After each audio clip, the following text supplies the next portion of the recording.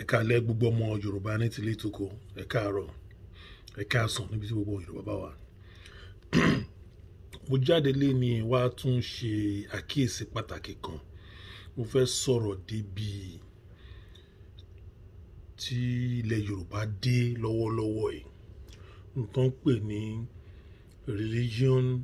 all these religious slavery masters. All these religious slavery masters ni àwọn bíi Pastor Adébóyè, Oyèdépò, Túndé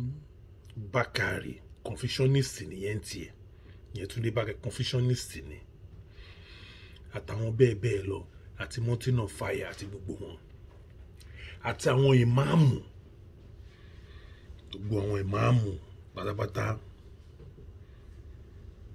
Kò ń ṣe gbogbo wọn, nínú àwọn Christian náà kò ń ṣe gbogbo wọn, kéèyàn máa sọ dáadáa kò ń ṣe gbogbo wọn. Ṣé rí àwọn tí mo dárúkọ tó ń ṣe kókó nínú Christian yìí, àwọn ẹ̀nà ẹ̀ slave jù, àtàwọn kí lórúkọ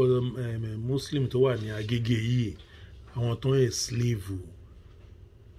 àwa ilẹ̀ Yorùbá nìyẹn, tó ń destroy ilẹ̀ Yorùbá nìyẹn. Mo fẹ́ àkíyèsí kan. Gbogbo yín tẹ́ ń lọ sí chọ́ọ̀chì, tẹ́ ń lọ sí mọ́, gbogbo yín lẹ ka Quran, lẹ ka Bible. Ṣé bí Jésù ṣe làwọn tẹ́ ń pè láṣíwájú yìí, ṣé bọ́n yẹn ṣe nìyẹn? Àwọn ìmáàmù tẹ́ ń wò yìí, ṣé bí Muhammadu ṣe náà ṣe ń hùwà? Kò sí tó ń béèrè question yẹn rárá. You have to question yourself. Don't follow religion blindly. You have to follow religion and open your eye. Wà á tẹ̀lé ẹ̀sìn pẹ̀lú lajú ẹ̀ sílẹ̀ bí ọ̀sán Ọlọ́run dáwọ̀ mọ́ sí táwọn máàmù yẹn ni àtàwọn pásítọ̀ yìí. Surgeons sọ bí bóyá fi religion tán fi tí àwọn Yorùbá ara wọn, màá dẹ̀ sọ pé dúró bá ṣe fi religion yẹn táwọn òyìnbó fi lò wá tán fi kó wa lẹ́rú, àwọn dúdú ara wa náà wọ́n fi kó wa lẹ́rú. Òun náà ń ṣe lọ́wọ́lọ́wọ́ báyìí. Oní gbogbo àwọn pásítọ̀ yẹn ṣe Oyèdépò, Adébóyè, Bákàrè, Matthew Ashimolowo, gbogbo wọn, Mountain of Fire, gbogbo àtàwọn ọmọ Ìgbò yìí náà gbogbo wọn same ni. Ọ̀yá Kìlómẹ̀, gbogbo wọn group wọn yẹn. They are religious slavery masters. Method táwọn òyìnbó lò tán fi kó wa lẹ́rú pẹ̀lú religion. Nígbà tí force ò wọlé mọ́, àwọn náà wá ń continue ẹ̀ lọ. Iṣẹ́ tó ń ṣe nìyẹn. Kò sí èyí tó tẹ̀lé ẹ̀sìn Ọlọ́run nínú gbogbo wọn. Àkọ́kọ́, ẹ wúrú Redeem yẹn, àbí any churches generally. Gbogbo wọn náà ń kọ́ auditorium kiri. Company tó bá fold up, àwọn náà ń rà. Àwọn ọmọ ìjọ wọn ò níṣẹ́ o. Instead kan mú irú company tán rí pọ́n fẹ́ kan invest sínú ẹ̀. Kí company lè gbò káwọn ọmọ ṣe wọ́n gan, àwọn ọmọ ìjọ wọn gan lè máa ríṣẹ́ ṣe ń bẹ̀. Wọn ò ní ṣe yẹn, wọ́n á sọ di auditorium ni. Same thing náà àwọn àfáà yẹn náà. Wọ́n á pa style mọ́lẹ̀. Wọ́n ní kó máa gbé Kùránì kiri, kó máa fa tẹ̀sùbá káàkiri. Láì jẹ́ kán kọ́ṣẹ́ ọwọ́. Láì jẹ́ kán lo initiative tọ́lọ́run bless ògo tọ́lọ́run fún wọn, kán rí lò nílé ayé tiwọn. Wọ́n fi Quran àti Bible, wọ́n fi block ẹ̀, wọ́n gbélé wọn lọ́wọ́. Ọlọ́run ní kí n máa. Mo kò fẹ́ fi yé yín kíní kan ni. David tẹ́ ń wò yẹn tó ń da ẹran, tó ń ṣe shepherd gbogbo wọn yẹn. Iṣẹ́ náà ń ṣe. Wọn kàn dédé jókòó sójú kankan gbé Bible dání àbí kàn gbé Quran dání àbí kankan máa jókòó sínú gbóúnjọ kankan máa sọ Ọlọ́run, kankan máa gbàwẹ̀, kankan máa ṣiṣẹ́ ọkàn. Gbogbo náà ń ṣiṣẹ́. Gbogbo náà ń ṣiṣẹ́. Gbogbo náà ń bá gbogbo náà ń ṣiṣẹ́. Job ń ṣiṣẹ́, is a businessman. Ó dẹ̀ ń sin Ọlọ́run. Òun lè pè náà Ànábì Yakub nínú ẹ̀yin Muslim. Òun lè pè Ànábì Yakub Job. Ànábì Isa ṣiṣẹ́. Dáúdà lẹ́yìn pàlájì David lẹ́yìn pé Dáúdà bí ní Muslim. Ó ṣiṣẹ́. kò sí èyí tó jókòó lásán tó kàn gbé Bible àbí Quran tó kàn jókòó sí tó ní láìláì tẹ́lẹ̀ láìláì ẹ̀yin bìrì pé ẹ̀yin tún ayé èèyàn ṣe ni Ọlọ́run ló tún ayé èèyàn ṣe ẹ̀yin bìrì pé àwọn tó bá ní problem kó máa bẹ̀yìn ṣé báwọn ṣe jókòó kan wá ẹni tó ní problem kó máa bá wọn ni ẹ̀yin ẹ sọ religion di oyin iṣẹ́ ẹ sọ di olè gbogbo yín ẹ jókòó ẹ máa wá àwọn èèyàn tó ní psychological problem ẹ máa ní ẹ ràn wọn lọ́wọ́ láì mọ̀ pé ẹ fi ń kún wàhálà wọn ni gbogbo ẹ̀yin religion ni ẹ fi ń kún wàhálà wọn ni ẹ wo oríṣiríṣi àwọn ọmọ tọ́lọ́ ń ṣe lógo nílẹ̀ Yorùbá ẹ rì wọ́n mọ́lẹ̀ ẹ pa tálẹ́ǹtì wọn mọ́lẹ̀ pẹ̀lú religion ẹ jẹ́ kán gbérí ẹ gbé Bible ẹ gbé Quran lé wọn lọ́wọ́ bọ́lọ̀ ṣe ní kán sùn nǹkan yẹn ìbẹ̀lẹ̀ ti rí tí Jésù nígbà tó wà láyé ànábì Ìsá tó jẹ́ Muslim tẹ́tí tó kọ́ chọ́ọ̀chì fúnra ẹ̀ tó kọ́ chọ́ọ̀chì ìbẹ̀lẹ̀ ti rí you only give soul from one place to the other one bóyin ẹ̀yin olè business center lẹ fi ṣe àti mọ́ṣáláṣí àti chọ́ọ̀chì business center lẹ fi ṣe gbogbo yín ẹ wá ń ba yá àwọn èèyàn jẹ́ ń ba generation to come jẹ́ ẹni tó bá fẹ́ rógo ẹ lò ògo ọmọdé tó yẹ kó jókòó kó ronú kó násìkò tó yẹ kó jókòó ẹ máa ní kó máa wá sí church kó máa lọ mọ́ṣáláṣí bẹ́ẹ̀ ló ń ṣe alásàlátù bẹ́ẹ̀ lè náà ṣe night vigil kó tẹ́bi báyìí ilẹ̀ mọ́ Yorùbá jẹ́ nìyẹn ẹ pa ògo àwọn èèyàn dànù ẹ̀yin religion ẹ pa ògo lọ rẹpẹtẹ. mo fẹ́ kẹ́ ṣàkíyèsí kan tẹ́ bá ṣàkíyèsí àwọn tó bá ra ìbọrí nílẹ̀ Yorùbá yẹn mi nílò Nàìjíríà because mi ò sọ mi ìṣàjára ọmọ Nàìjíríà tó ń bá borí mẹ́ẹ̀ tó ń bá wá sílùú òyìnbó ń bì ogun náà máa ń ṣoríire ẹ rí pé ogun máa ń jáde gbogbo máa jókòó sí máa gbé wọn ṣe mọ́ director Amazon ọmọ Yorùbá ni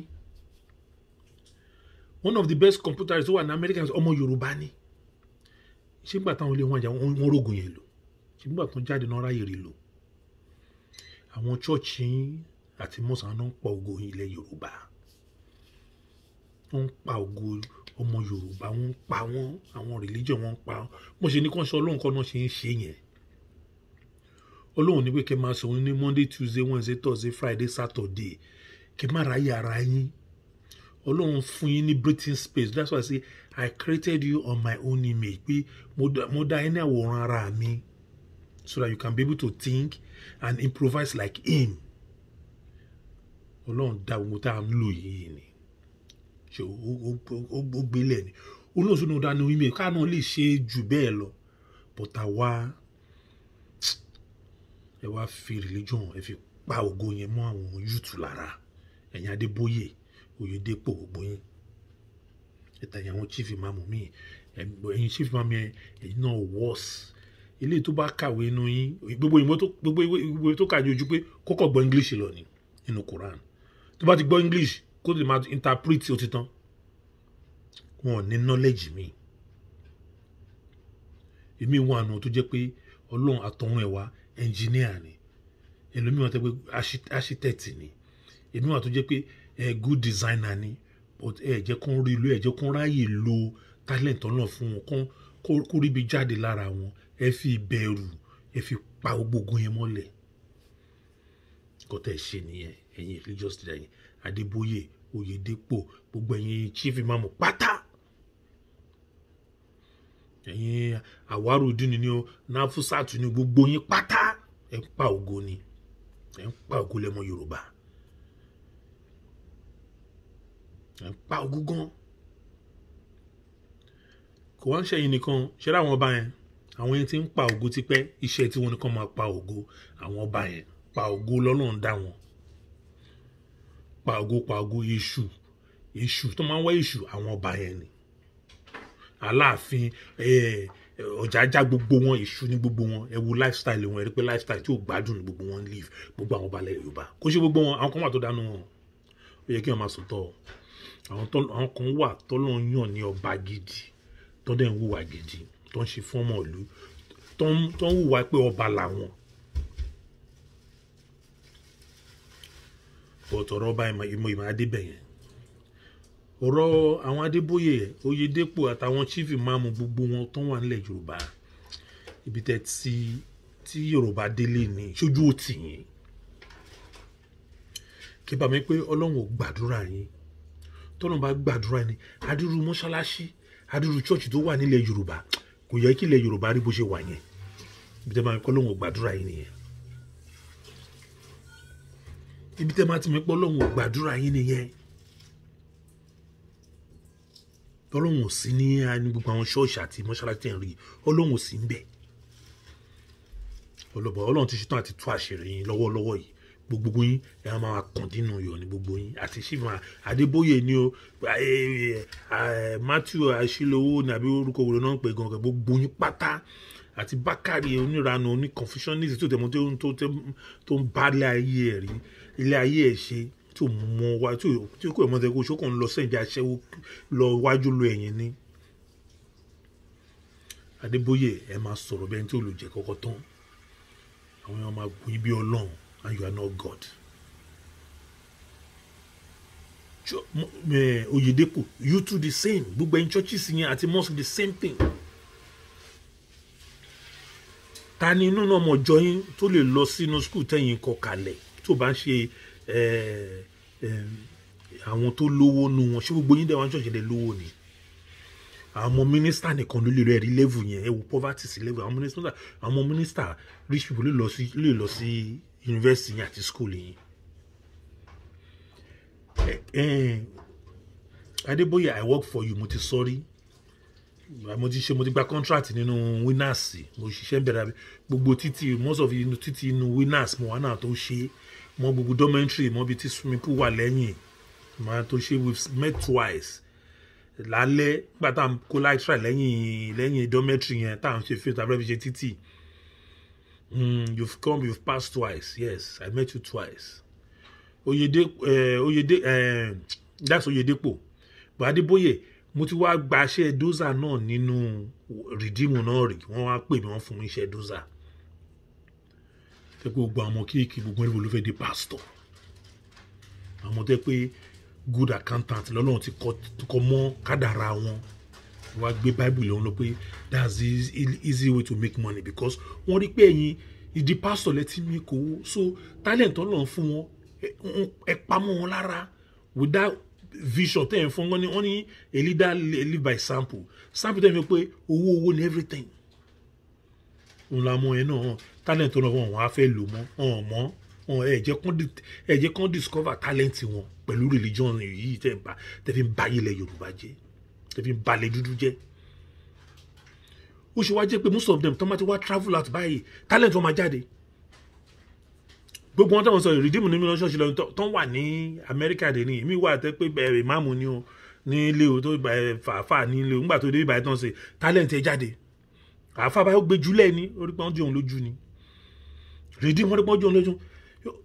àwọn tó gbẹ̀sìn wá fún wọn gbẹ̀sìn bí wèrè bíi ti yìí wọn gbẹ̀sìn bí wèrè bíi ti yìí kàn ń destroy soul ni ẹ̀yin lé àwọn èèyàn sá lọ́dọ̀ Ọlọ́run ó ní gbogbo yín ṣe owó lẹ́kàn fi gbogbo ara lọ́nà gbogbo pásọ̀ owó ẹ̀wá hypnotize wọn kàn máa believe pé ẹ̀yin bí Ọlọ́run ni ẹ̀yin lè bá Ọlọ́run sọ̀rọ̀ ẹ̀yin tẹ́ pé Ọlọ́run bí bó ṣe dẹ́yìn lọ́lọ́run ṣe dáhùn náà bọ́lọ́run ṣe dá tálíkà ló dó lówó bó ṣe dẹ́ni tó náà ló dẹ́ni tó ní abẹ́ obìnrin kan náà ni gbogbo yín jọ gbà jáde special gbogbo yín òṣèlú gbà jáde special special rárá.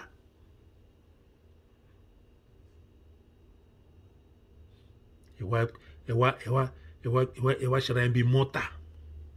kọ́ máa bọ̀ yín ẹlòmíì tó bá ti rí pásítọ̀ kò lè dá rórí ẹlòmíì tó bá fẹ́ ṣe bá kọ́ bí pásítọ̀ nù ọ̀nàdì kò gbàṣẹ́ mo fẹ́ bí pásítọ̀ nù mo fẹ́ lọ báyìí kí ẹ jẹ́ kán lè rí kán lè bọ́ lọ́hùn sọ̀rọ̀ fúnra ìyẹn lọ́hùn ṣe ń bínú sí i mo sọ pé ẹ ń ṣí àwọn èèyàn lọ́nà ni Ọlọ́run dẹ̀ ń bínú sí i báyìí gbogbo ẹ̀yin churches tó wà Nàìjíríà tẹ̀yìn Muslim tó wà Nàìjíríà Ọlọ́run bínú sí i lọ́wọ́lọ́wọ́ yìí ẹ jẹ́ káwọn èèyàn kan súnmọ́ Ọlọ́run ẹ̀ ń tí wọ́n dàrú sọ Ọlọ́run dẹ̀ ń bínú lọ́wọ́lọ́wọ́ báyìí sí gbogbo yín Ọlọ́run dẹ̀ ti ń gbà rìn yín kọjọ́ dẹ̀ máa gbà kọjá tán mo ti sọ mo ní láti kọ́dún tó parí wọ́dún tó ń bọ̀ ẹ̀ máa mo ti sọ mo ní kọ́ máa pity anybody ẹni tó bá gbé tó ẹ má pity ẹni tó bá ẹ má ṣàánú ẹ iṣẹ́ ọwọ́ ẹ ló ń jẹ Ọlọ́run ló ń lalẹ̀ Yorùbá kọjá ẹ máa wòran because ṣe ráwọn pastor ibi tó ń destroy you today àwọn yìí tó gbọ́ lóhùn mọ́ ọ̀hún gbọ́ lóhùn gbọ́ mọ́ ìmí wọ́n ti ní kó gbá wàásùn sórí àpáta kò ní rí kankan kò ní rẹ́fìdì pásítọ̀ wọn yìí wọ́n á dẹ̀ rí pé bó ṣe ń ṣe bọ́ọ̀ ló ṣe ń rí ṣe nígbà tó bá ti ń gbọ́ tó bá ti ń fò káàkiri from one church to another àwọn máa ń dọ́gbọ́n sí ni nígbà tó bá yẹ òun náà máa fi gbẹ́jẹ́ búrẹ́dì òun náà lọ dá ṣọ́ọ̀ṣì tiẹ̀ lẹ̀ àti rí òun náà rí nǹkan yẹn máa ń gbogbo ṣe ń rí nǹkan mọ́lẹ̀ the same thing náà mọ́ṣáláṣí gbogbo àwọn ọmọ tó yẹ kán ṣoore wọ́n máa fa tẹ̀sùbá kiri so àwọn kí wá pọ̀ gan wọn níṣẹ́ so àfa wá sùn lórí ẹgbẹ́ gbogbo àfa báyìí problem náà máa ń rí gbogbo àwọn àfa problem náà máa ń rí kìnnì kan ìgbà wo bàbá sásùn wọn fa tẹ̀sùbá ní òfàyọ kan nínú tẹ̀sùbá yìí wọ́n á rí ìwọ kan ṣáà because psychology wọ́n ti mọ̀ pé wọ́n ti create problem káàkiri kò sí ṣá wọ́n á rí àwọn victim máa mú kò sí bóyá fẹ́ ṣe wọ́n á rí mógùn ṣáà ni lóòótọ́ dẹ̀ ni wọ́n á gbúdọ̀ rí mógùn because economy àtàwọn bí Ọbásanjọ́ àwọn bàbá yà àwọn Afẹ́nifẹ́re àwọn bàbá tán ní vision tán bá vision t'Awólọ́wọ̀ ti tò lẹ̀ fúnlẹ̀ Yorùbá tán bàjẹ́ tán fi àtẹnujẹ́ tán fi bà vision yẹn jẹ́ t'Awólọ́wọ̀ tó ti sílẹ̀ tán fi destroy gbogbo ọmọ Yorùbá náà tẹ̀ ń wò yìí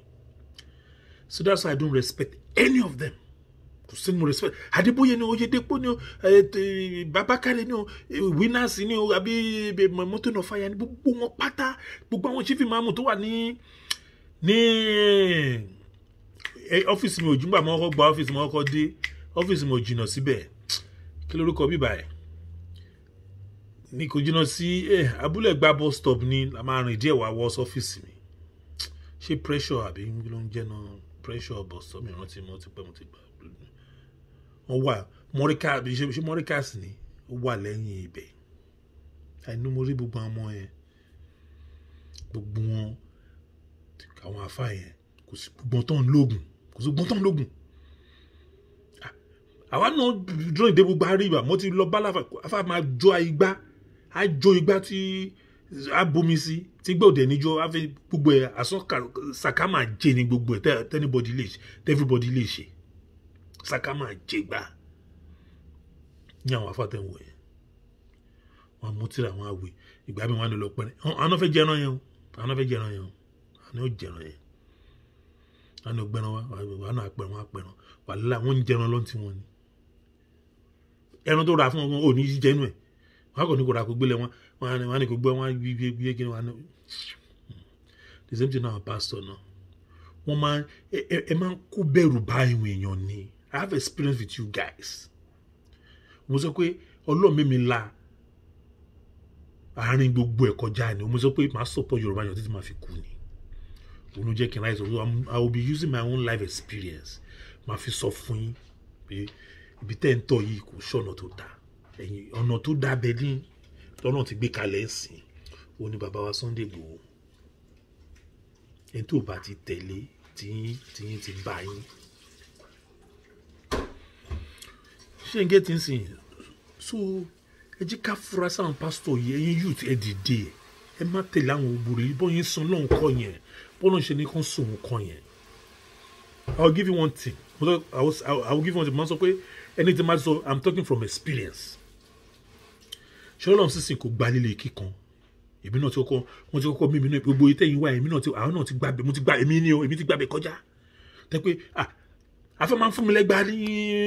dábàá lọ́lé kéwù ni tó jẹ́ hétí dẹ̀ nínú ọ̀nà máa ń náyàn àwọn wèrè yẹn nínú àwọn afẹ́ máa ń náyàn ó ní wàdẹ̀ tó gbé díẹ̀ wọ́n á dẹ̀ fún lẹ́gbàá ògbé díẹ̀ ló ṣe adẹ̀ tó gbé díẹ̀ ajá lẹ́gbàá gbogbo ẹ̀yìn apọ́n bíi kínní ní àwọn afá yẹn wọn ò ní psychological pé kọ̀wé kí ló ń ṣọmọdé báwo ni ká ṣe lè help ẹ̀ kán bá sọ̀rọ̀ kán gbá kí ló ń jẹ́ òsùn bóyá kò sùn lé ni o bóyá ó ní problem ni wọn ò fẹ́ mọ̀ ẹ gbá nípa yìí ní àwọn afá yẹn kẹ́rẹ́ pé wọn ò ní làkàyè nínà ní tiwọn ìwà bí ẹranko náà nà báyẹn wọn níyàn bẹ́ẹ̀ wọn máa ń bínú èèyàn sọ̀rọ̀ ni tó bá bá sọ̀rọ̀ tí ò bá ọmọ tó bá bá sọ̀rọ̀ kíyàn bọ́mọ sọ̀rọ̀ ojú ẹgbà lọ ẹ bọ́mọ sọ̀rọ̀ ojú ẹgbà lọ ẹ pè jókòó bọ́tẹ́ wọn náyàn bí ẹran ni bí màálù bí ògùn fetí ògbọ́ràn ṣe lẹ́yìn pásítọ̀ yẹn náà same náà lẹ́yìn náà pásítọ̀ yẹn mú kándù ẹ wé ẹ di gbogbo ẹ̀yin náà ń gbẹran ẹ̀yin náà máa ń gbẹran ẹ lọ rẹ ẹran wá ẹ máa ń gbẹran ẹ máa tó kándù ilé tó a dín kíní kan lọ́wọ́ ẹ wọ́ọ̀dù ẹ kàn ogun ní gbogbo yín ń lò ogun ní gbogbo yín ń lò try and lucky dẹ̀ ní ẹjẹ tó tajà ẹ sí try and lucky ní gbogbo tẹ̀ ń ṣe ẹ ti mọ̀ nínú 1000 èèyàn ìkan aṣáà jẹ́ ẹni bá já wọn sódò kò bó ṣe kàn àti ẹ̀mẹ́yọ kan jáde ẹ̀yọ kan tó bá mú jáde ẹni ẹnu arúgbó ẹ ló máa pọ̀ ju eléyìí tí ò rí mú lọ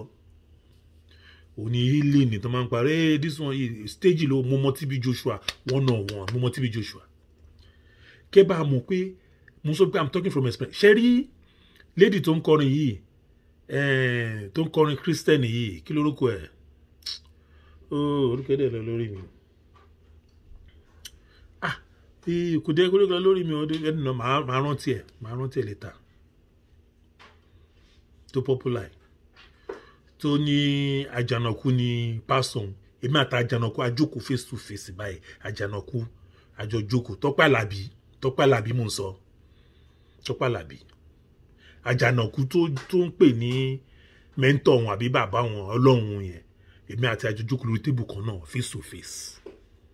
ní Àjànàkú ìbílẹ̀ mi ṣe rí àwọn bíi eré ẹ̀ta àti mi pé àwọn eléyìí wọ́n ń ṣèyàn ọlọ́run mo lè sọ̀rọ̀ Àjànàkú fún yín dáadáa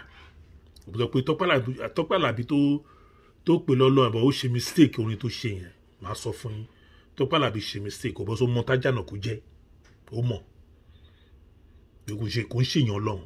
àmú máa Àjànàkú ó búra báyìí mo mọ face to face kíní ojú ẹ báyìí bí ojú ẹ ní pé bí àmà mi ọ̀tá ló fún ẹ face to face lájọ sọ̀rọ̀ but yẹn kọ́ ni mo kàn ń sọ pé I'm using my life experience mo fi ń sọ̀rọ̀ òní máa rẹ̀ fi tẹ̀lé Yorùbá nation tí wọ́n máa fi Yorùbá nation gbà because ẹ ti destroy solely you this religious people ẹ ti fi religion ẹ ti fi balẹ̀ bẹ́ gbogbo ẹ̀ jẹ́ àfa náà I have the experience also ilé dáàdì máa fà gbé bẹ́ẹ̀ any small thing wọ́n ṣe nígbà pé àfa yẹn gbé yẹ̀pọ̀ àná tán ìgbẹ́ dáàdì mi sọ pé kò sún tó jọ́ òótọ́ ni that's why I don't want to go into detail that's more private I don't want to go into detail kẹ mọrú bàbá tèmi ní àwọn ẹdúró tọlọ́run ni àwọn tó jẹ́ kẹwọn dúró tọlọ́run tó ní káwọn mọ̀ pé kò sóògùn nìyẹn pé kò sóògùn àfọlọ́run ọba nìkan but from my own experience also àwọn nǹkan tó máa sọ fún mi pé èèyàn kì í gbọ́ àfìgbà tí èèyàn bá experience ẹ̀ fúnra rẹ̀ mo experience ọ̀dọ̀ mi fúnra ara mi mo gbà pé Ọlọ́run nìkan lọ́ba ìwọ nìkan ló lè pọ̀ Ọlọ́run fúnra ara ẹ̀ kò sẹ́ni tó lè bẹ̀ pọ̀ Ọlọ́run kò sẹ́ni tó lè bẹ̀ Ọlọ́run gbogbo àwọn pásọ̀ yẹn ń parọ́ wọn lè bẹ̀ Ọlọ́run sọ̀rọ̀ ẹni tó bá lóun rí vision ṣe ogun ní kò rí vision kò rí hàn kó ogun ní ogun ló nọjọ́ kan pọ́njú orí lọ́jọ́ gbogbo yẹn máa ń pòwe yẹn ogun ní tó máa tún sọ òwèrè òṣì kan tó máa ń pè wọn ní àràgbélayé kọ́ àràgbélòṣì náà ń wèrè yẹn náà tó kọ́ fi pè mí kúngbà mọ́ kọ́dọ̀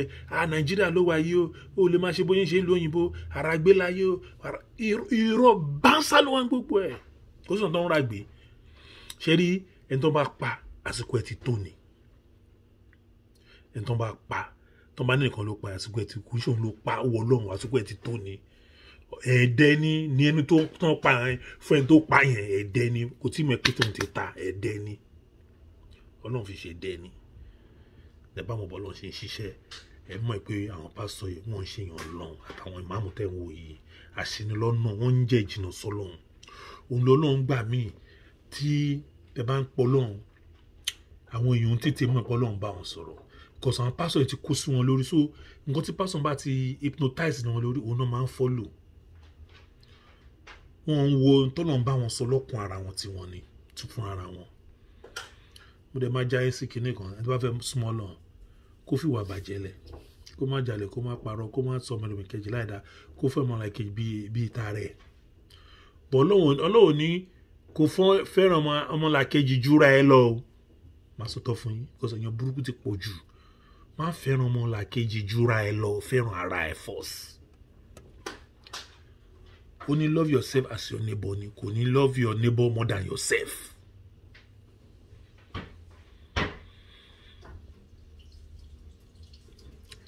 ṣeré our youth ẹ jẹ́ ká change gbogbo waste táwọn pásítọ̀ yìí wọ́n ṣì wá lọ́nà ọ̀nà ọlọ́run kan náà wà ó ní ìlú yẹn ò ṣe dáa ó ní ìlú yẹn ò ṣe dáa ọlọ́run ò sí Nàìjíríà ọlọ́run ò sí ilẹ̀ Yorùbá mọ́ ọlọ́run ti sọ ẹ̀wù tẹ́lẹ̀tẹ́lẹ̀ ó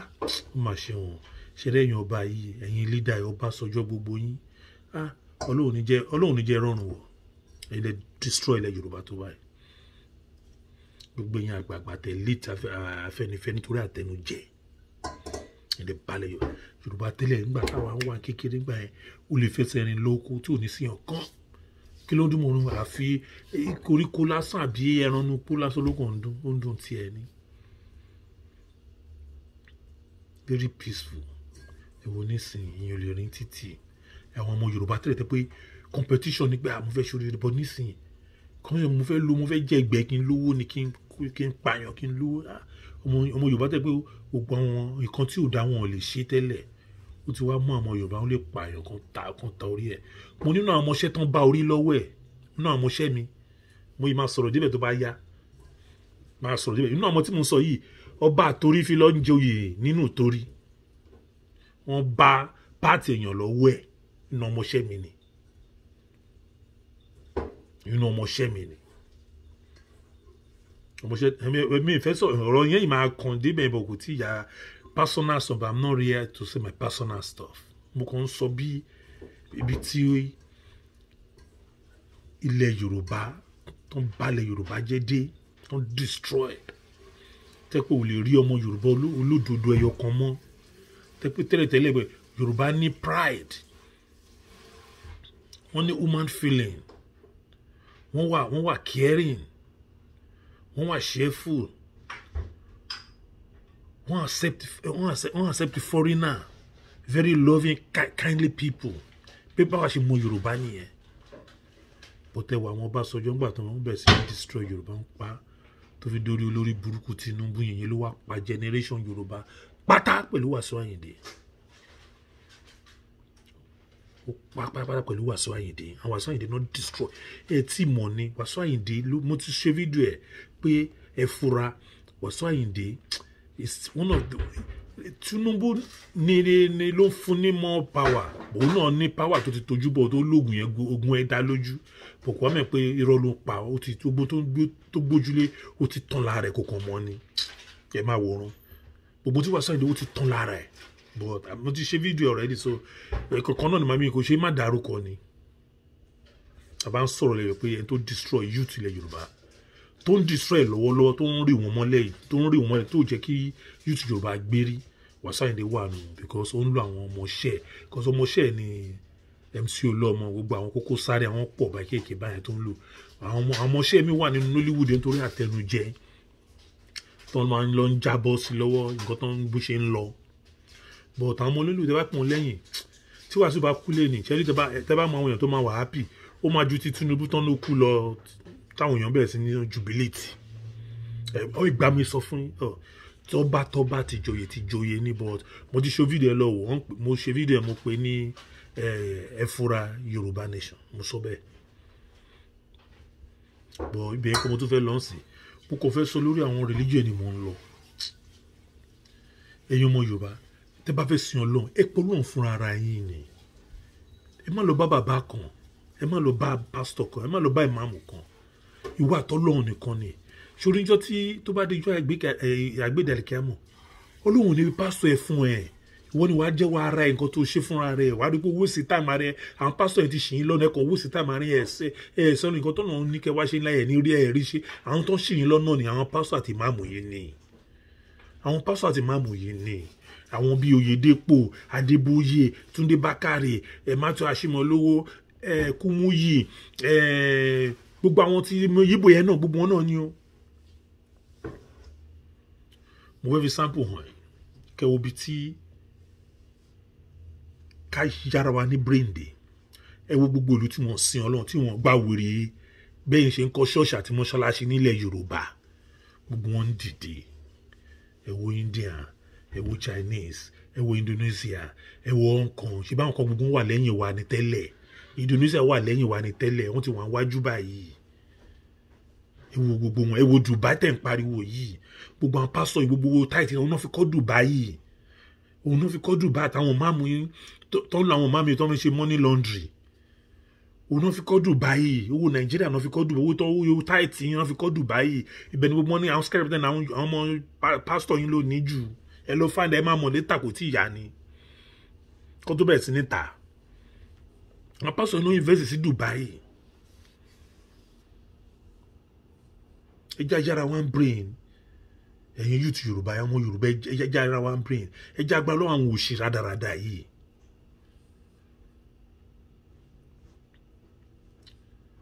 You know, a lè má ṣe báyìí lọ so iṣẹ́ gbogbo àwọn olú tí mo ń sọ yìí India wo àwọn ò sọ náà Europe wọn ò sọ lọ́hùn àwọn kan lọ Sunday àwọn ìyá àgbàlagbà ló ń lọ sí ṣọ́ọ̀ṣì wọ́n kàn fi ń ṣe fàájì ní ẹmọkọ tán fi yàtọ̀ sí wa wọ́n kó alẹ́ ẹrú tán but owó táwọn fi ń kó ẹrú tán jí láfíríkà ẹmọkọ tán ṣe ni àtọmọdé àtàgbà wọn tí ò mọ bí táfíríkà gan wà wàhálà ó gbà nù ẹ̀ wọ́n pinnu ẹ̀ wọ́n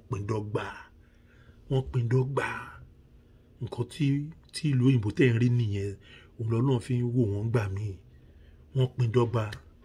tó bá rọ́mọ ló wọ́n fún lówó tó bá nídìí ẹ̀bùn ràn lọ́wọ́ àwa gan ta jẹ́ tá à ń pera wa ní citizen second class citizen ni wá àwa gan mọ̀ tó bá tó stage wọ́n mọ̀ lówó náà máa kọ́ dá lóhùn wọ́n ṣe máa dá lóhùn àtọ̀ sáwà àmọ̀ yẹn ìsonú ẹ̀kú náà mú mọ́ra ni ó yájú wèrè ilẹ̀ Yorùbá yẹn lọ táwọn ọba yẹn ti báyé ẹ̀jẹ̀ ayé fàmílétè ń tútọ́ ayé òṣì ayé rádaràda àwọn bá tán ní vision àwọn bá tẹ́ pé olè jìbìtì pálí ní gbogbo wọn ní sense wọn ń ṣọba they are just criminal bunch of criminal ní gbogbo wọn Aláàfin ni onírèṣà ní gbogbo Alákì gbogbo wọn they are bunch of criminal psychology náà fi mú amọ́lẹ̀ wọ́n máa parọ́ oògùn mo gbọ́ pé Aláàfin lọ ń wogi kan tán ló dúró Aláàfin you've made a big mistake gbogbo àwọn òòṣà tó rò kó Aláàfin tán wà Aláàfin mẹ́pọ́n ti sá kúrò because àwọn olórí tó gbogbo àwọn yahoo yamayama tó kójọ gbogbo wọn ti sá pátá sórí gbogbo wọn àwọn kíní yẹn ti sá kúrò àwọn alálẹ̀ ti lọ wá gbẹ́pọ́n nígi kan wú sókè wá kúrò ní ààfin gbé mọ́tò kúrò kẹrẹ ó lọ síbẹ̀ orúkọ ara wọn ṣògo tó wà láàfin tán sá kúrò kẹbà wọn ti sọ bàbá yẹn mọ̀ ẹ̀pọ́n ti sá kúrò ló ṣe tó gbogbo ara wọn ni òun lè rí pé wọ́n ti lọ wọn lè padà sọ́dọ̀ ẹ̀mọ́ Aláàfin àwọn yẹn ti lọ ẹ̀kan tọ́ra yín ni ẹ̀kan lo gàjé táwọn èèyàn tẹ ẹrù tẹ ti kú báwọn èèyàn tẹ́lẹ̀ ni ẹgbà bẹ́ẹ̀ kò sí ọkàn mọ́ Ọlọ́run ti dẹ̀ lẹ́yìn yín alálẹ̀ ti dẹ̀ lẹ́yìn gbogbo yín alálẹ̀ tẹ gbójú ti dẹ̀ lẹ́yìn gbogbo yín wọ́n ń pọ̀ mọ́ Yorùbá tẹ́ gbé dìde rárá kó tiẹ̀ lọ́wọ́ bẹ̀ ò débẹ̀ rárá wọ́n wá ní igi kan wú sókè igi kan dìde ìbẹ̀ wá sáré gbé mọ́tò kúrú kẹrù lọ́sàn kò bá mẹ́ pé kò sí ọkàn mọ́ Láàfin yẹn mọ́ nìyẹn gbogbo àṣà àfin ti já dànù wọ́n ti sá pátá sí wọn lórí wọ́n ti já dànù wọn náà wọ́n ti jìn bàbá ẹgbà bẹ́ẹ̀ kan waste time ní báyìí wọ́n ti jìn sáyé gbogbo rọ́bìṣì yẹn wọ́n ti jìn wọ́n ti lọ àwọn ṣayé ti lọ wọ́n ti fi yín lẹ̀ gbàgbà bàbá wọ́n ti fi yín lẹ̀ wíṣọ náà tàn ilé tó kúta ṣe ń sìn ẹ̀yin gan mọ̀ bọ̀ eré ẹ̀ náà kọ́ mò ń lọ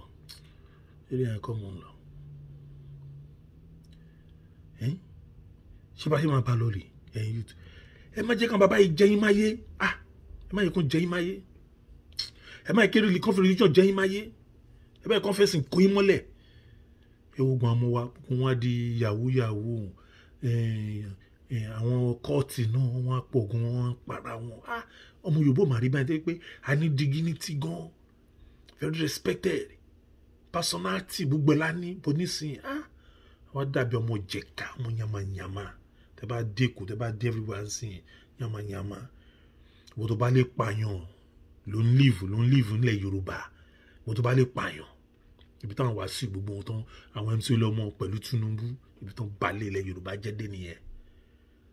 pẹ̀lú fíà kan kóbọ̀ kan pa wọ́n dẹ̀ ń pa wọ́n so pé tó máa ti pa wọ́n báyìí fíà táwọn Aláàfin àwọn bàbá àwọn Odùduwà tó ń ṣe tẹ́lẹ̀ onímẹ́tọ̀dẹ̀ ni gbogbo àwọn Wàsíù yẹn ń lò wọ́n pa ẹlòmíì ìwọ tó máa pa tó bá sọ̀rọ̀ ok àwọn ọmọ Olólìwúdẹ wọ́n á ròyìn fún yín ẹ bá àwọn ọmọ Olólìwúdẹ ẹ bá ní wọn sọ̀rọ̀ lẹ́yìn ẹ mọ̀ pé nǹkan tí Wàsíù ń dánwò ṣé gọ́vnà mi kan lè bá Wàsíù sọ̀rọ̀ ni Wàsíù command gọ́vnà mi àwọn senate àti rep Wàsíù ó ń wà ìwọ tó bá fẹ́ jẹ tó bá rí tí Wàsíù ò ní débẹ̀ ẹ gbà bẹ́ẹ̀ mo ti ṣe fídíò but I don't want to come back to that. Mo kò fẹ́ kí àwa youth ká change mindset wa pé kí ni ìyá àgbúrò jẹ́ kó máa lọ ẹ jẹ́ kí Yorùbá nation dúró so gbogbo yamayama yìí làwọn ò fẹ́ Yorùbá nation. Ó ti sọ àwọn ọ̀pọ̀lọpọ̀ but pressure tí àwọn gáàngì Wàsíù àti MC Olómọ àti Gani Adams pressure tó ń fún àwọn youth tó ń fẹ́ jáde tó ń fẹ́ wá spoken tó ń pa wọ́n gan tá à ń pa wọ́n gan mò ń sòtọ́ fún wọn pa wọ́n gan à ń pa wọ́n mọ́ àwọn youth tó bá fẹ́ sọ wọ́n pa wọ́n mọ́lẹ̀ o wọ́n pa wọ́n gan. So àwọn boys ẹ̀ wá di pé if you can't beat them join them ọmọ Yorùbá ti wá di you can't beat them join them àti pé tẹ́kọ̀ wá rú ọmọ Yorùbá ń gbà mí náà máa dùn bọ̀ nísìnyí tó bá rú ọmọ Yorùbá wà máa sá ìrù àmà bá ẹ̀ sílẹ̀ ayé nìyẹn ẹ̀ wá ní kò ní dáfún yàrá yẹn tó ní ewé oríjì kò ní dáfún yàrá ewé oríjì ọ̀ gbogbo wọn tẹ́tí pẹ́ lọ́jí wọn. I don't want to go mo ti ṣe fídíò yẹn I don't want to go back in that again. But among those religious cancers and religious cults tí tó ń brainwash àwọn youth nílẹ̀ Yorùbá then just wọ́n ti bẹ̀rẹ̀ sí ní ṣe youth cultism wọn tó ń ṣe yẹn wọ́n fẹ́ máa gbé wọ èrò ó ní Gani Adams tẹ́lẹ̀ tó ń tọ̀ káàkiri òun náà fẹ́ máa create wà life Gani Adams ò lè jẹ́ tí ẹ ti bá ẹ ò lè jẹ́ kò sọ́nà fún ẹ ò lè jẹ́ gbogbo ilé tó ń gbájú pé Gani Adams ò lè jẹ́ trítọ̀ ní ẹ Gani Adams ọ̀rọ̀ ẹ mú ẹ máa ṣe bọ̀ mi tí ráyè tí ẹ sìn máa tún ṣe mo ti ṣe rí bọ̀ máa tún ṣe kò yá ni mo mọ̀ pa ẹ̀ máa tún ṣe bọ̀tọ̀rọ̀ àwọn Adébóyè Oyèdépò ọ̀rọ̀ yẹn àwọn mo fẹ́ sọ ṣẹ́rí tẹ́ bá tún wo dáadáa ẹ wo redeem mo fẹ́ sọ kan ṣẹ́rí redeem tẹ́ wo yẹn ìwọ tó bá fẹ́ ṣiṣẹ́ ní federal government level ẹ lọ sí redeem ẹ máa ríṣẹ́ ń bẹ̀ kó bẹ̀ làwọn minister commissioner owó tó ń bá jí ibẹ̀ náà ń gbà náà ti ń ṣe laundry òótọ́ mo sọ fún yín ẹ bá fẹ́ connection sí federal ẹ lọ sí redeem tẹ́ bá fẹ́ gba contract iṣẹ́ ní federal náà ẹ lọ sí Oyèdépò ẹ lọ sí winners ẹ̀ríkọ́ rẹ̀ àwọn Ìgbò yẹn pọ̀ mbẹ̀ nígbà àwọn Ìgbò máa ń lọ bẹ́ẹ̀ nítorí contract mo bá wọn sọ̀rọ̀ ní kò ń ṣe nítorí contract wọn pé ó máa connect àwọn òun náà ṣe ń lọ sí Oyèdépò bọ̀ tó bá fẹ́ ṣiṣẹ́ ní fẹ́ mọ minister fẹ́ mọ commissioner ẹ lọ sí winners kò tí winners pọ̀ nìyẹn ẹ̀rí pé Jonathan náà kúnlẹ̀ bẹ́ẹ̀ bí ẹni tó ń tọrọ gàrí bẹ́ẹ̀ winners òkè tẹ́ bá mi pé òótọ́ ni product bàbá kékeré extra tire yìí Ọ̀ṣínbàjò ṣe bí redeem ni àmì sọ ibi redeem ni ara product Adébóyè nìyẹn nǹkan tó ń ṣe níbẹ̀ nìyẹn ara product ibẹ̀ nìyẹn ṣe ń gbà tí tọ́nà fi mú Adébóyè pressure tí ìyàwó Tinubu bíra pé redeem ló wà tó fún Tinubu náà fi mú Ọ̀ṣínbàjò kọ́ ló fẹ́ lò ńgbà tán ní kó step down bọ̀bíra pé ọwọ́ kan wọ́ náà fi gbé Ọ̀ṣínbàjò from redeem náà fi gbé wọ vice president tán fi já Túndé Bákàrè ìyẹn ló ń ta Túndé Bákàrè lára dèní ilé ni tán fi gbé over the dead body àwọn Adébóyè yìí ló ṣe tán fi já Túndé Bákàrè because redeem mafia làwọn náà ní the politics ní federal level ẹ̀ṣá nígbà tá Adébóyè náà tó lọ bá Buhari pé kò lè sọ nígbà tó interview ẹ̀ńtà kò sọ anything mafia ni wọ́n ṣáwọn tẹ́ ń pè lẹ́yìn Ọlọ́run nìyẹn Oyèdépò náà the same thing gbogbo wọn bákan náà Túndé Bákàrè tó ń pa tó ń ṣe lé lórí torí pé wọn jẹ́ kó mọ bó ṣe ń lọ ló ṣe ń pariwo tó bá yẹ pé ní sòtú ti dákẹ́ǹsì ìyẹn Túndé Bákàrè àwọn tẹ́ ń pè ní religious leader ní ẹ̀dẹ̀ pẹ̀lú àwọn máàmù wèrè kan náà gbogbo wọn yagun pọ̀ báyẹn ti mọ́rí káàsì gbogbo wọn. ṣebí product redeem ní Ọ̀ṣínbàjò product redeem náà ṣáà ní ìyàwó Tinubu ẹ lọ wò dáadáa kánkọ́ọ̀sì ní gbogbo wọn. Wọ́n ń ṣe èèyàn rí, wọ́n ń ṣe èèyàn Ọlọ́run. Ọlọ́run ò yọ́nú sí wọn. Ọlọ́run ti gbà rin wọn kọjá báyìí máa wòran. Ọlọ́run ti gbà rin wọn kọjá lọ́wọ́lọ́wọ́ báyìí. Ọlọ́run ti gbà rin wọn kọjá.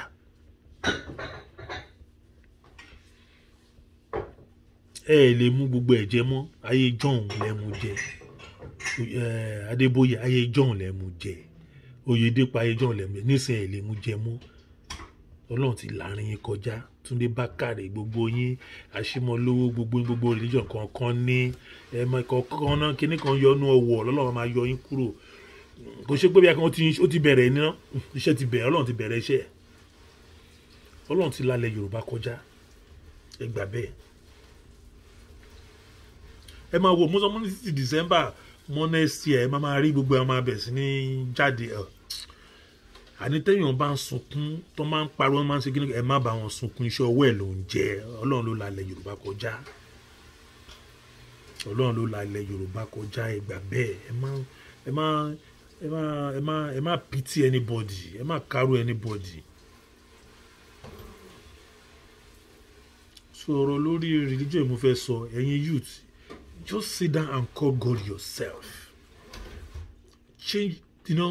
away from your bad deed, bad attitude. Change. It's going to take time.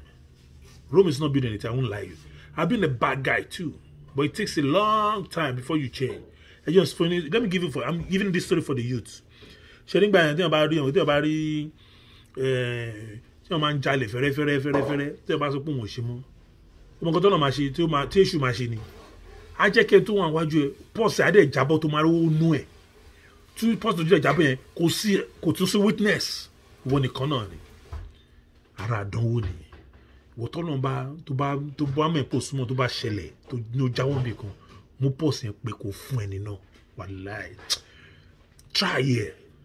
Kíní kan á ṣe kiri lára ẹ̀. Á ṣe gbìrì. Wàá mọ̀ pé level ẹ̀ ti sún pẹ̀lú Ọlọ́run. Try ẹ̀. Ìwọ tó ń fẹ́ wọ́. Try ẹ̀. Ṣé nígbà tó bá ń fẹ́ wọ́ yẹn wàá pé àwọn tó ń jà ìkan máa ń difficult tó jà kó tó rí nǹkan jí. Ṣé nígbà tó bá lo stop yẹn ó máa wá easy kó wá fura.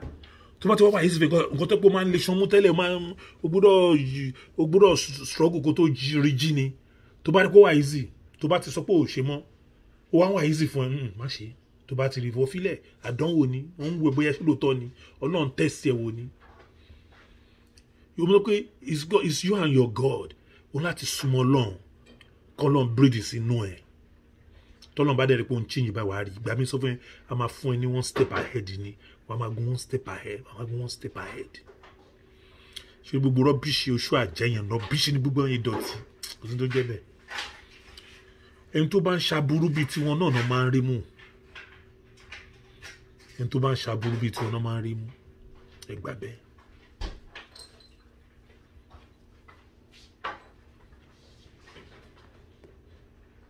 Ẹ change attitude ní ẹyẹ lára èèyàn. Ẹni tó bá ṣẹ̀ sọ pé kó má bínú. Wọ́n sọ fún yẹn kó tó ti ṣẹ̀ rí tẹ́lẹ̀ sọ pé kó má bínú. Wọ́n náà rí tó bá sọ tẹ́nu bá náà ọkùnrin wàá rí bọ́kàn yìí kó ṣe máa ṣe là. Wàá mọ̀ pé wọn kàn wà lára pa. Ọkàn yẹn tún relieve. Ọkàn á balẹ̀. Ṣòrí step by step kò ń yábọ̀rọ̀. Wọ́n tó bá ti wàá máa ṣe díẹ̀ wàá máa rí nǹkan burú tó ń ṣe tẹ́lẹ̀ àbí àti tó ṣá máa wá fún ní easy way kò mọ̀ pé wàá máa ti dáhùn pé rọ́ mi ò ṣe. From there tó bá yá wàá rí Ọlọ́run máa fi rẹ̀ wọ́n sí. Wàá kàn rí pé nǹkan tó obìnrin tó jẹ́ dáadáa Ọlọ́run máa gbé ẹ sí. Tóbìnrin ni o ti ilé ni o tẹ́nìtì ni gbogbo ẹ̀kọ́ máa là ní. Díẹ̀. Tó bá lè wá dúró tọ́lọ́run ó ti jàre everything. Ogun òṣì gbàgbé òṣì ogun wàjálá kò ní dáfíjà láyé ogun ṣàṣàṣì òṣì kò ní dáfíjà láyé àṣàṣì ní ibo lẹ́yìn tó ti súnmọ́ Ọlọ́run tán.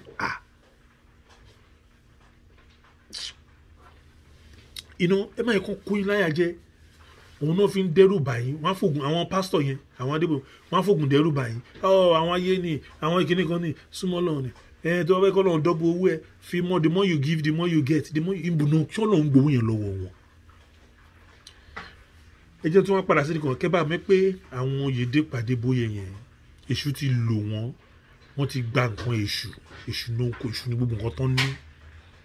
Adébóyè Oyèdé gbogbo àwọn pásítọ̀ àtàwọn nǹkan èṣù ní gbogbo wọn ní. Ẹ jẹ́ fún yín ní sample kẹ́ bá fi mi pé nǹkan èṣù ní gbogbo wọn ń lò. Tẹ́ bá rí Jésù tí gbogbo wọn pariwo yìí, nígbà téṣù mú lọ sórí àpáta tó fi gbogbo ilé ayé yìí pé gbogbo ohun tó wà ní ayé òun á fún gbogbo ohun tó wà nínú ilé òun á máa sọ òun á máa disco òun á máa sọ fún. Kí ni Jésù sọ? Ó ní man shall not live on bread alone. Ó ní gbogbo yẹn òun ò fẹ́. But àwọn pásítọ̀ gbogbo ẹ̀ náà ti gbà. Wọ́n ti gbowó, wọ́n ti ra mọ́tò, ẹbí wọn nìkan, wọ́n ń gba bribe. Mo ti wà ní church Redeem rí tó ń béèrè pé tó bá lè fi owó bá ilẹ̀ ókè bó èèmọ̀ ló ń lọ. Church tó ń kọ́ yẹn àbí school tó ń kọ́ ṣáà mọ church ìjọ yẹn lè lọ. Gbogbo àwọn iléeṣẹ́ tẹ́ kẹ́ dá iléeṣẹ́ lẹ̀ ṣé òyìnbó tó kóyàn lé mo ti sọ yẹn òyìnbó tó kóyàn lẹ́rú owó tó ń jí nílẹ̀ Áfíríkà wọ́n fi tún ìlú wọn ṣe ní wọ́n fi fún àti tí ò tẹ̀lé wọn lọ́gán lọ kó ẹrú gan ṣe ó jẹ́ inú ẹ̀ bó tẹ̀yìn ọbí yín nìkan lè dé ogbó ẹ̀ mọ́ gbogbo tẹ bá gbà àti gbà jẹ jígbà lọ́wọ́ ìjọba tẹ rápálá tẹ fi dá iléeṣẹ́ kan lẹ̀ kó tẹ jọ hospital kan tẹ pọ̀ fẹ́ ni Redeem ṣe wà láì táìtì tẹ má gba máa ju gbọ́n tẹ́ ń gbà ń sìn lọ but greediness ọmọ yín nìkan lè máa kó síbẹ̀ àwọn ọmọ yín family yín àwọn connection tẹ mọ̀ but kẹ̀dà ní ẹ̀dọ̀ ṣó pé yín kò kúkú pé yín gbogbo ẹ̀ náà lè máa filẹ̀ ṣó pé yín ẹ̀dáhùn ṣó pé yín pẹ̀lú gbogbo ẹ̀ ṣó pé yín ilé ayé àfọwọ́bà filẹ̀ lọ́ni ẹgbà ẹni tó bá bẹ̀rù kú ẹni tó bá súnmọ́ lọ́hùn ní bẹ̀rù kú ẹgbà bẹ́ẹ̀ ẹni tó bá súnmọ́ lọ́hùn kò ní bẹ̀rù kú ẹgbà bẹ́ẹ̀ ẹni tó bá súnmọ́ ní bẹ̀rù kú kò sí ọ̀kan mọ́ láyé kí ló wà láyé ṣáwọn dọ̀tí pẹ̀lú àwọn ọba dọ̀tí tẹ́ pé àwọn yẹn èṣù làwọn yẹn ń bá jí lò rẹ ìdọ̀tí ayé dọ̀tí làwọn ń gbé ẹ ọjọ́ tí Aláàfin ti wà bẹ́ẹ̀ kí ló ṣe lọ́yọ̀ọ́ kí ló ṣe nílùú ẹ̀ lẹ́yìn kókò máa kóbìnrin kiri lọ kó máa kóbìnrin sùn kiri ìyẹn bàbá ẹ̀ èmi ti mọ bàbá yẹn gbà tí tó máa ń lo ṣé Prelude ni àbí Toyota Celica convertible obìnrin ló máa wá kiri gbogbo yunifásitì yẹn Aláàfin I know him yes ṣé irú àwọn ìbá ilẹ̀ fẹ́ mú létí ṣé àwọn táwọn yẹn tó yàn ń tẹ̀lé nìyẹn ẹ̀ pé àwọn aṣèpẹ́ lọ́nà àwọn bàbá làwọn yẹn pẹ̀lú àwọn kí lórúkọ ẹ̀ Afẹ́nifẹ́re àwọn tó ń wà nígbà tí Awólọ́wọ̀ wà bẹ̀ tó fi foundation lẹ̀ Yorùbá tó kọ́ máa tẹ̀lé lọ nígbà tó yá wọ́n fàtẹnu jẹ àwọn Afẹ́nifẹ́re wọ́n fàtẹnu jẹ wọ́n destroy lẹ̀ Yorùbá Tinubu ń fún ọ lówó wọ́n dẹ̀ jẹ́ kí Tinubu wọ́n gbé wọlé nítorí owó tó àtẹnu jẹ bàbá sọ ní ìyẹn pa Adébánjọ ní ọdọọdún ẹ máa ń fún un ní ṣé ọdọọdún ní Tinubu máa ń pààrọ̀ Toyota Land Cruiser fún wọn gbogbo ọdẹ náà ń gbẹran léyà gbogbo náà wọ́n ti jẹ wọn lè sòdodo mọ́ tí wọ́n ti bà gbogbo ẹ̀ jẹ́ wọ́n ti wọ́n fi Yorùbá nation wọ́n fi ń jẹun àbáyé tí ń fi Yorùbá nation jẹun ti pẹ́ ẹ̀mí kan tó máa ń ṣe ni àwọn Afẹ́nifẹ́re tó máa rí pé wọ́n broke wọ́n á lọ bá federal government àwọn fẹ́ ṣe Yorùbá nation ní òkè nìkan wọ́n ti fún wọn lówó wọn tún dákẹ́ òun náà jẹ́ kó lè sòdò òun lẹ́sẹ̀ wọn ò ṣe múlẹ̀ wọ́n ti mọ kú tó pa wọ́n mẹ́tọ̀dù náà tìbú náà ló tó fi dè wọ́n mọ́lẹ̀ ẹwọ àwọn ọba yẹn náà gbogbo wọn everybody náà ló fẹ́ joyè Nàìjíríà oh my God it's a pity ìpínlẹ̀ Yorùbá wọn dẹ̀ bàjẹ́ but Ọlọ́run ní gbà fún yín Ọlọ́run ní gbà because gbogbo àwa ọmọ Yorùbá Ọlọ́run dá wa yàtọ̀ ẹ̀yin èṣù bẹ́ẹ̀ lọ́lọ́run máa mú kúrò láìpẹ́ gbogbo yín pátá láìpẹ́ ẹyọ kan ilẹ̀ Yorùbá dá dúró àyè máa dúpẹ́ lọ́wọ́ Professor Akintoye àti bàbá wa Sunday Igboho messiah wa nìyẹn Gani Adams wa kò kú dànù ni ibi tí ó ti ń bá tó ti ń rìn gbèrè wà kú dànù ẹ̀yin náà jẹ́ sọ kí ni kò fẹ́ yan kíní kan létí ṣe rí FKK ó wà òun ló set up Sunday Igboho tó ń fi dádúró sí tó ń fi mú ní airport o ṣe nígbà tí kíní ẹ̀ ṣẹlẹ̀ ní ilé Sunday Igboho òun náà ń fẹ́ ṣé ò fara pa ẹ̀mọ́rú level yẹn pé uncle mi tí bàbá wa Sunday Igboho tó fi trust yẹ ṣùgbọ́n bí Sunday ṣe ń move ló ń pè Sunday ló ń mú yẹn sọ pé àwọn bàbá òun wà òkè òun lọ Kútọ́nù tó ti sọ fún tó ti gbọ́ òun ló ti gbé fún Fẹ́dàgọ̀ yẹn FKK ọmọ àlè olórí burúkú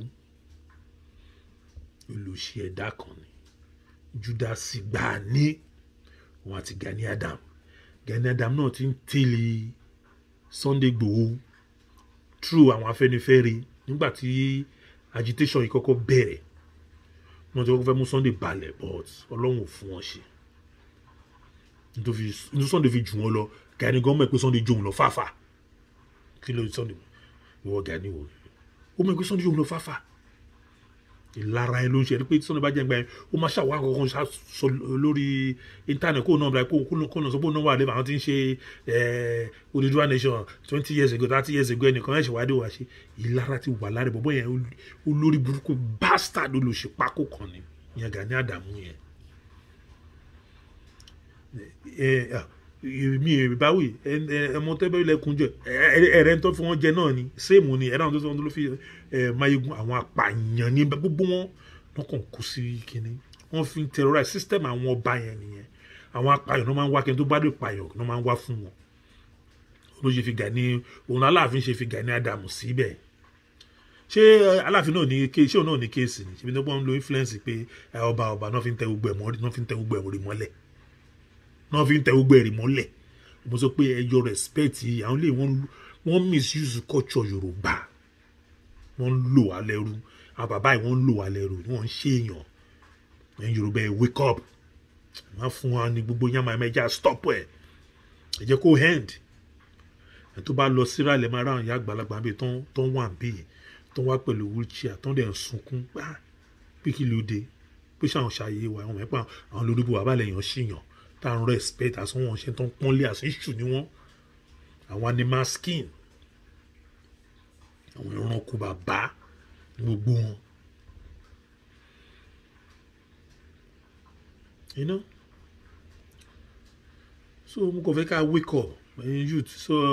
máa try láti dúró ní ìbàyẹn sí tí bá tún ṣe tọ́lọ́ba tún ṣe ń fi sí mi lọ́kàn èmi ò ń rí náà mi nítọ́ ìbọn bó bá ṣe gùn mi tó bá yẹ wá sí mi lára ni bó bá ṣe wá sí mi lára má dẹ̀ get any information tó bá ṣe máa bí bọ́tà máa sọ̀rọ̀ then kí n tó end president Kútọ́nù mo sọ fún yín àwọn ọba kan ti gba owó ní Kútọ́nù àwọn APC ti fún àwọn ọba kan lówó ní Kútọ́nù tó ń fi ń support pé Sunday Igboho náà fi kọ́ máa release àwọn ọba kan Kútọ́nù kan ti dúró tó ní kan bá president wọn sọ̀rọ̀ tó mọ̀ ẹ̀kún súnmọ́ president wọn àwọn ọba kan ní Kútọ́nù ti gbowó APC ló fún wọn lówó àwọn ẹ̀pọ̀ Ọbásanjọ́ ní ló wà ní Ọbásanjọ́ náà yìí wà ń bẹ̀ but àwọn APC náà tó fi kún wọn sì ní kan máa release ẹ̀ because Ọbásanjọ́ ti fẹ́ give up pé kàn fi Sunday Igboho lẹ̀ but àwọn APC ní ìsìn àwọn náà ti ń tẹ button wọ́n ti fún àwọn ọba kan ti gbowó wọn náà ti gbowó ni kò ṣe pé wọ́n fẹ́ wọn náà ti gbowó ẹni tó gbowó ẹni tó gbà bí amótò náà fún díẹ̀ rántí mọ́ bọ́ sàmì ẹ̀pọ̀n gbowó wọ́n tó ń gbà asset náà mọ́ ní Kútọ́nù then mass message tó bá lè dé president Kútọ́nù I'm going to tell this man le président de Béninois président Talon s'il vous plaît si ton pays si vous cherchez pas les problèmes vous faites attention avec l'élection de Igboho vous laissez lui qui pas maintenant les situations maintenant, ça va être mal pour vous. Hein? Ça, je vous dis les vérités. Les Sunday Igboho, vous la laissez là-bas, ça va être problème chez vous, ton pays là. Fais attention. Si tu vois maintenant, parce que Sunday Igboho, tu l'as resté lui, dans ton pays là. Ton pays maintenant, il n'est pas bon. Fais attention. Pas créer un problème qui va être jamais fini. Autre nous, les Yoruba. Avec les Kútọ́nù, les Yoruba au Kútọ́nù, hein. Pas commencer ça. Ça va être jamais fini. On sait on est les mêmes choses, mais je ne sais pas où tu viens de trouver des côtés des Togo. Là. Moi, je ne sais pas. Vous faites attention. Vous laissez lui maintenant qui part en Allemagne. Les précédents talents. Moi, je veux utiliser encore, s'il vous plaît. Faites attention. Ça fait un problème entre les Yoruba avec ton gouvernement. Fais attention. Tu vas créer un problème qui ne va jamais finir. Les gens ne vont jamais oublier. Et ça fait rester toujours comme ça. Fais attention. Laissez lui qui parle Allemagne, s'il vous plaît. Je te dis, s'il vous plaît. Et tous les rois des Béninois, j'ai entendu les politiciens au Nigeria, les épiciers, il s'appelle épicier. Il est venu chez vous là, il a donné l'argent de les rois au Cotonou, des Béninois. Moi, je l'ai de l'information là. Il y a des rois qui en prennent l'argent, qui vont prendre l'argent. Vous faites attention. Qu'est-ce que vous faites là? Ça va être pas bon pour vous. Hein. Ça va être pas jamais bon pour vous. Vous faites attention. Moi, je vous dis, pensez bien. Laisse-lui qui parle allemand, s'il vous plaît. Laisse-lui son dégoût qui parle allemand. Moi, j'ai entendu qu'ils aient le malade. Si lui, il y a quelque chose qui passait là-bas,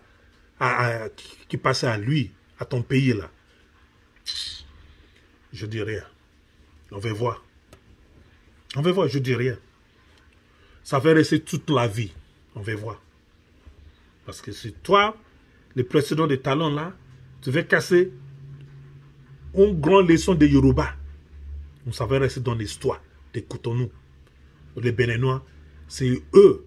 qui les ont bloqués, c'est eux qui les cassés, c'est lui qui l'a tué au Niger. C'est lui. Moi, je ne veux pas dire beaucoup. On va voir. Mais moi, je vous dis toujours, s'il vous plaît, le président talent, laisse lui qui parle allemand, s'il vous plaît. S'il vous plaît, laisse lui qui parle allemand, s'il vous plaît. Merci. Bonsoir. So, quand on dit pas, on sort, on va au Congo, on va au Gobe, il m'a chelé, c'est Cotonou. Gobe m'a chelé. Gobe m'a chelé, c'est Cotonou. Gobe m'a chelé. T'es pas besoin de Gobe m'a chelé. Et il m'a ouron. Ọlọ́run máa labẹ̀ kọjá ńsìn. Mo ti sọ Ọlọ́run máa labẹ̀ kọjá. President Cotonou. Ọlọ́run máa labẹ̀ kọjá. Ọbásanjọ́ tó ń fún ní kíní tó ń kí ẹ̀ láyà yẹn àtàwọn APC tó ń wá ọmọ. Ọlọ́run máa labẹ̀ kọjá ńsìn. Ẹ máa wòran. Short time ni. Ẹ máa wòran. Pé wọ́n ní tọ́lọ́run bá bẹ̀rẹ̀ tiẹ̀. Àmọ́ ní kí ló ṣe ìwà wọn ẹ má ṣàánú wọn ẹ má kàánú wọn ẹ fún wọn lọ ìwà wọn náà ń jẹ o. Ìwà wọn náà ń jẹ. Ṣe ní lójú báyìí lọ ju tèní lọ tó bá tó ti rí any information màá tún padà sórí kíní màá tún send ẹ̀ síta ẹ ṣe gan kẹ́ni nice evening ẹ káàárọ̀ níbi tẹ́ bá wà ó dàárọ̀.